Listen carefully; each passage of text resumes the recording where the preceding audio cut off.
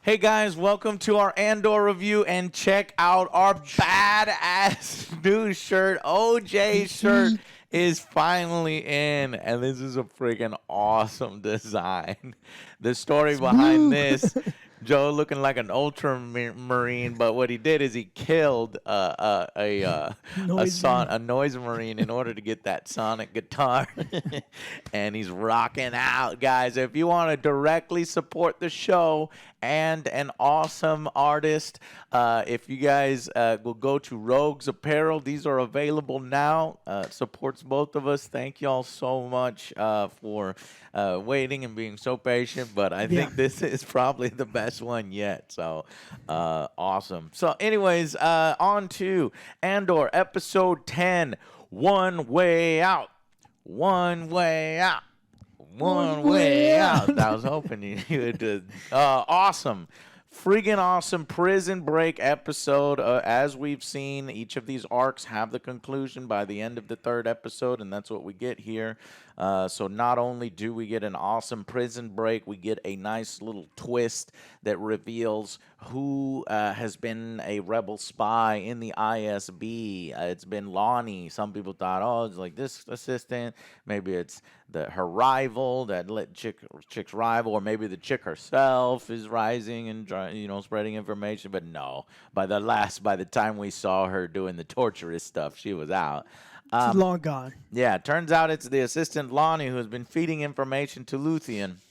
And he's basically like, hey, I'm a father now, I need to get out. And he's like, yeah, you're not getting out. No. Once you're in with the rebellion, you're in. There's only one way out in body bag. And last episode, we learned that Krieger was going to be ambushed by some Imperial forces that the ISB set up by capturing a rebel pilot. So what this Lonnie guy does is he gets a bunch of different information as a gift back to Luthien and be like, I'm out. And he's like, what, are you going to leave the ISB too? He's like, yeah. And he's like, that ain't happening. So it's like you're kind of stuck. And what's even more brutal is that Luthien has to make the decision, well, Krieger's going to get ambushed and he's going to die for the cause. And he's going to die so that your daughter can stay safe. And Sacrifices must be made. Sacrifices must be made. So it's really complex, really deep, and really multifaceted. And I liked it. So unfortunately, that's the way things have to be so that we can eventually have the rebels over there on Yavin 4 and doing their things in the original trilogy, man. The rebels have to get as brutal as the Empire at times, and the kill count for Andor goes way up in this episode. Motherfuckers shooting He's people a great shot. left and right. Yeah, well, they're all at very close range. So, other than that cool reveal where he's on the elevator, this Lonnie guy, and using some contact methods, and it's real dark. Luthien's in the shadows. It's just really cool. The visuals in this series are amazing. The acting in this series is amazing. The individual performances are fantastic. You can feel the sweat, the nervousness, the tension on Lonnie. You can feel the sacrifice. And Lonnie's like, what have you sacrificed, Luthien? And then everything. Pretty much his whole life. So the other subplot we got is the prison break. What do you think of the prison break? I love the prison break. Like the way Kino just takes over. Fucking loved it. Yeah, Kino is the sergeant dude that was very on program.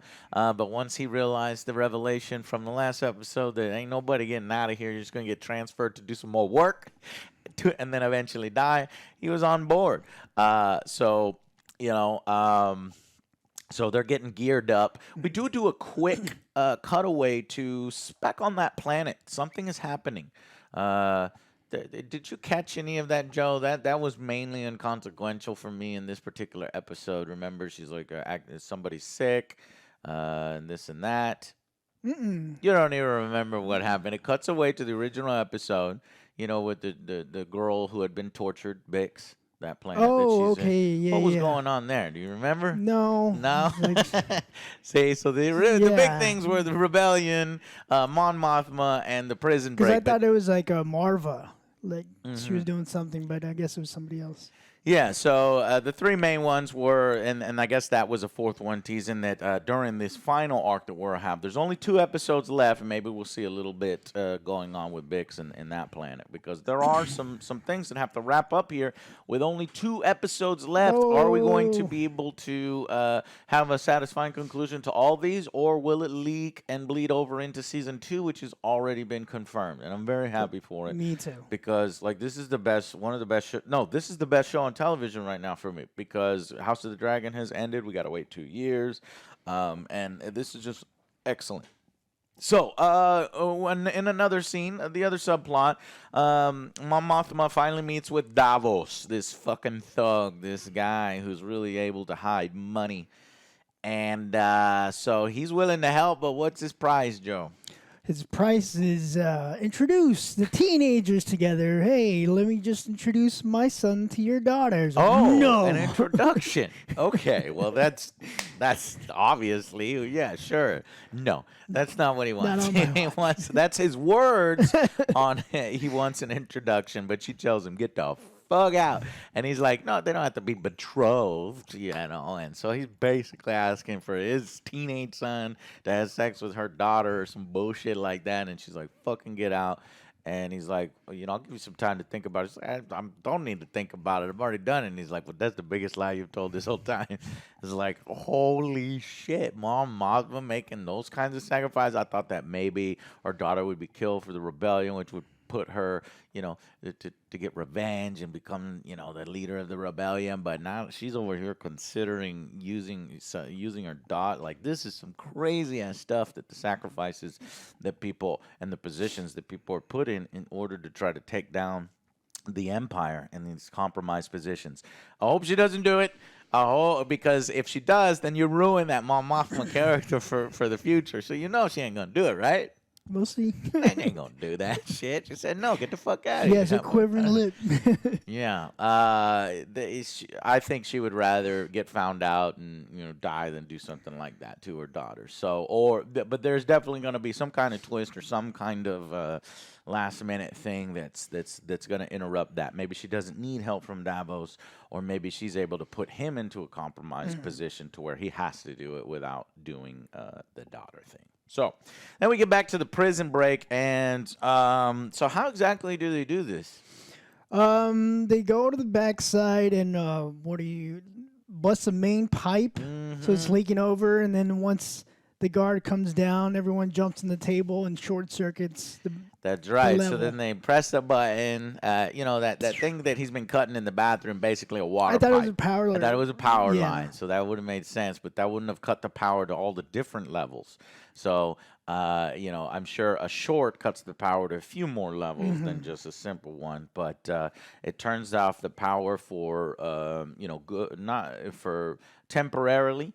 And this allows them to basically, when they're adding a new prisoner, they have to bring down the platform, and one of the guys, you know, attacks it and stops it.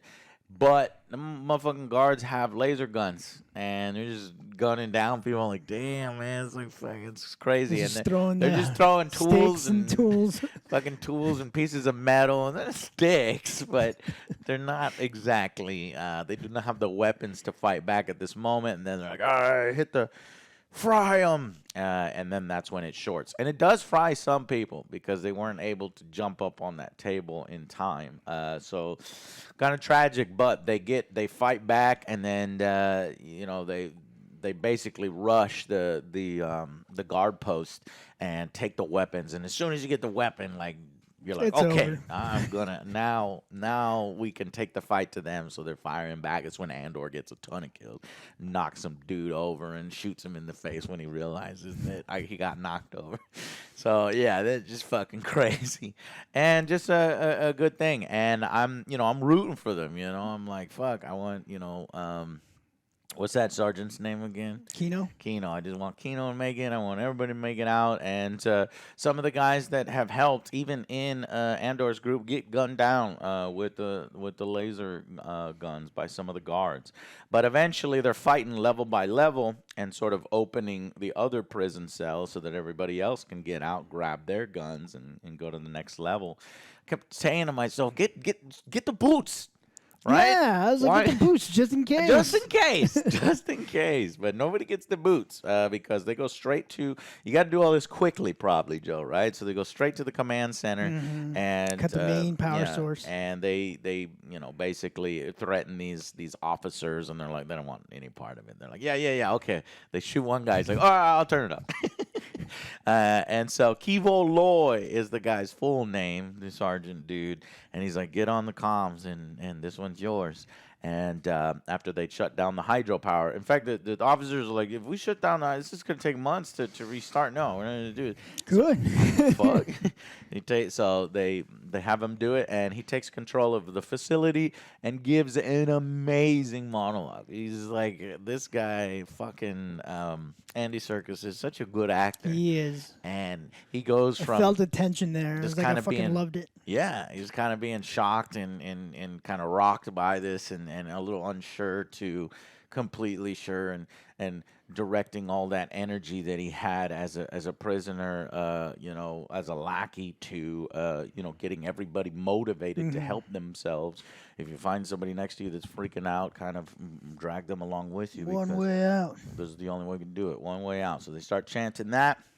And you can see the guards are basically hiding in closets and shit because they can't take them all. They know they're going to fucking die. So they have to just wait it out until they can get Imperial reinforcements. And these prisoners got to get out quick and spread out. So eventually they jump, they reach the top, but there's ocean all around. They're like, I was like, what's the plan now? I think they should have made a raft, or I don't know, but I guess it would have took forever to get materials to make something, but they all just start jumping in. There's one way out, Joe. Fuck it. We're already dead. Make it. No, I wouldn't have made it. I'm not that strong of a swimmer. And Joe was like, damn, that's a swimming a long way. But it might have been a little off screen on the other side that it wasn't quite as long. It zoomed out, though. It looked pretty far. Yeah, but that way, maybe it's a little... but okay, so it's possible, but you're going to have to be a fucking strong-ass swimmer. And at least... Which Kino's did not know how to swim. And that was the crazy was like, twist what right there. is going on? No. What, is he going to be left behind or what? Yeah, he stays there. And I hope we figure out it's going to be tragic because Kivo Loy, whatever his name is, I really like him now. And I don't want him to die or be in prison for the rest of his life. But this episode, it's all about sacrifices. Yeah. It's all about people doing the ultimate sacrifice for the rebellion. And in this little mini rebellion here, the prisoners, it's all a microcosm.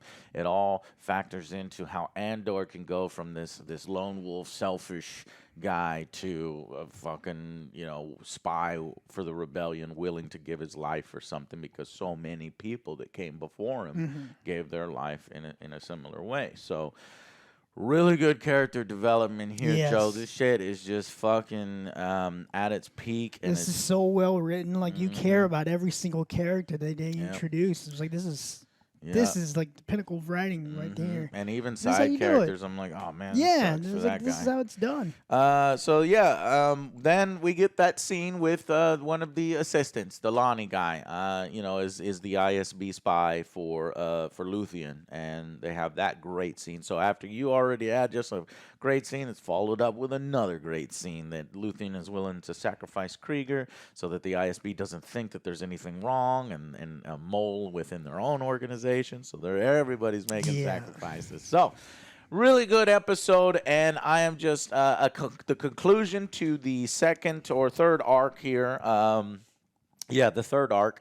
And I'm still on board, and I'm very, very happy that they made this series. And I think numbers are solid, actually. We had talked about previous, like they were like, actually, some of those reports were incorrect. Okay.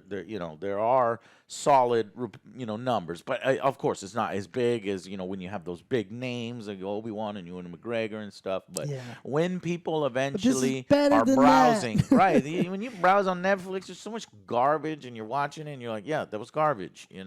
Here you run into something that's like, whoa, this is prime stuff. This is the stuff that surprises me. Like, I guess the Arcane surprised me on Netflix with the League of Legends. That's the one thing they got going for them there, I guess. And Witcher.